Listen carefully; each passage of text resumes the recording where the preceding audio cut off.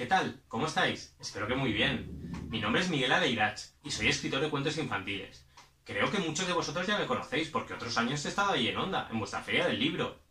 Este año es un poco más complicado, pero gracias al ayuntamiento, a las librerías y a la biblioteca de Onda, hemos podido hacer una presentación telemática. Así que aquí estoy para enseñaros mi nuevo cuento. Mirad, es este. Llegó la policía y Kim el cajero del súper. Es una historia muy emocionante de un robo.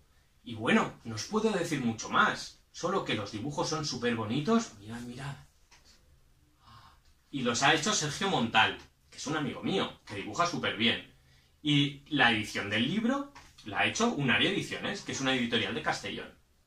Así que nada, lo tenéis tanto en valenciano como en castellano. Así que si queréis leerlo y contarme qué os ha parecido, ya sabéis, id a cualquier librería de Onda por él. Espero que os guste mucho. Un besito. Adiós, amiguitos de Onda. Adiós.